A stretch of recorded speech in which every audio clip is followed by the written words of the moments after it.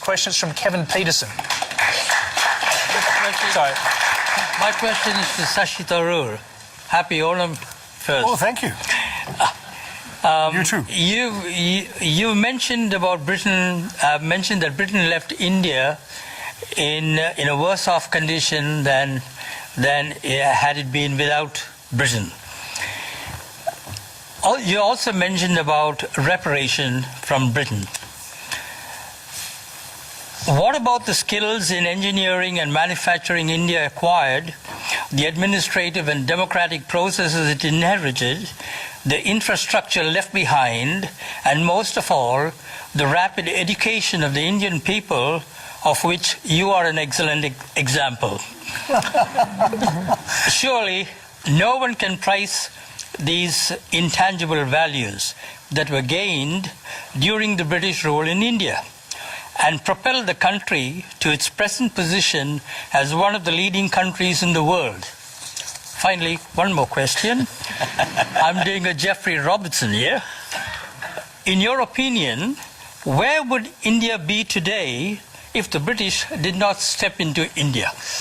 Oh, there's a lot there. It'll take the rest of the program to answer. I'll try and touch on it. But this is almost like the American saying to the widow of the American president, apart from that, Mrs. Lincoln, how did you enjoy the play? You know, really, the British came to one of the richest countries in the world, accounting for 27% of global GDP in 1700, 23% in 1800, and over 200 years of exploitation, depredation, loot and destruction, reduced it to a poster child for third world poverty, just over 3% of global GDP, 90% of the population living below the poverty line when the British left in 1947, a literacy rate, you speak of education, a literacy rate below 17%, and a life expectancy of 27. The growth rate of British India from 1900 to 1947 was 0.001%. That's what they were doing while draining the country of taxes and resources. Education, my gosh, the British, the last thing they wanted to do was invest in educating Indians. Will Durant, the American historian traveling in India as late as 1930, pointed out that the entire expenditure of the British on education in India, from the nursery level to the highest universities, was less than half the high school budget of the state of New York. All the Indian institutes of technology, the engineering achievements you're talking about, were established after independence by the government of India.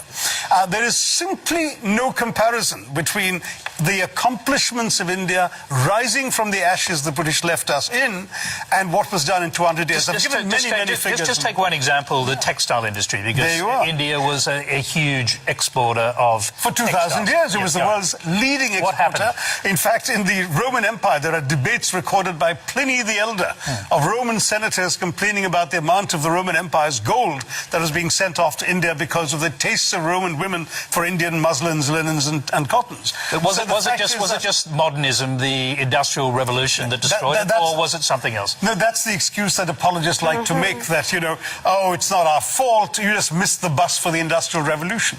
Well, we missed the bus because you threw us under its wheels, is what I tell the Brits. I mean, the fact is, in the name of free trade, the British came in and destroyed the free trade that had made India a leading exporter of textiles. The British soldiers smashed the looms so people couldn't practice their craft. They imposed punitive duties and taxes on the export of Indian textiles while lifting duties on the import of British cloth. And they achieved a captive market at the point of a gun. This is not exactly free trade, as you can imagine. Cities like Murshidabad and Dhaka in the subcontinent were depopulated. In one notorious incident, weavers had their thumbs cut off, so when the looms were repaired, they couldn't weave again. Textiles were systematically destroyed as an industry by the British, and that's only one example of many. Well, I'm going to quickly go back to a question now, Kevin. Do you accept that perhaps the British weren't quite as benign as you've just suggested? Please read the book, Kevin. There's a lot more there to say. I've got the book. I'll bring Laurie in here. He gave a speech along these lines to the Oxford Union, got wild applause from the students and others sitting around the Oxford Union Hall. And I'm just wondering, have young Brits come to terms with their colonial past? No, we haven't at all. Young Brits of every class have no idea about our colonial past, and that is being deliberately done. We are deliberately denied or kept away from education about the graphic facts of what the British did around the world, including in this country, to the people of this country. The crimes of the British and the crimes that we committed and that were done in our names over 400 years of pillaging conquest is something that we don't like to think about, and yet it is everywhere in modern British history.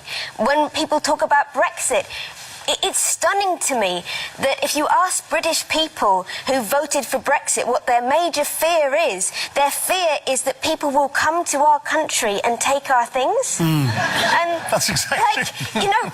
Why? I just can't. It doesn't compute, but we don't know this history. I took history in British schools up to the age of 18, and I got a pretty good grade. And You never learned a line of colonial history, did you? Well, almost everything that you have just said, I learned from your book.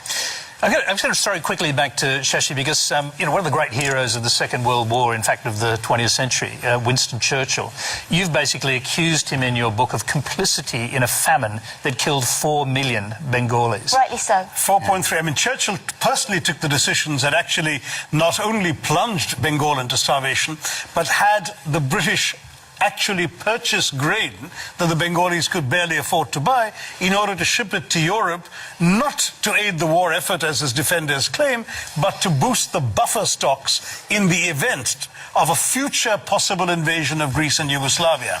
People started dying, and Churchill said, well, it's all their fault anyway for breeding like rabbits. Said, I hate the Indians, they're a beastly people with a beastly religion. Australian ships were docking in Calcutta port and were ordered by Churchill and his odious paymaster General Lord Chauvel not to disembark their wheat, but to sail on to Europe, where their wheat might be used in some future reserve stock. On top of that, when conscience-stricken British officials... Yes, I was going to say, did Churchill know people would die? Yes, conscience-stricken British officials are constantly sending memoranda to the Prime Minister personally, because it was his decision, saying that people were dying literally on the streets, and all Churchill could bring himself to do was write peevishly on the side of the file, why hasn't Gandhi died yet? Wow. And this is the man the British want us to hail as an apostle of freedom and democracy, when he has as much blood on his hands as some of the worst genocidal dictators of the 20th century. Well, thank you.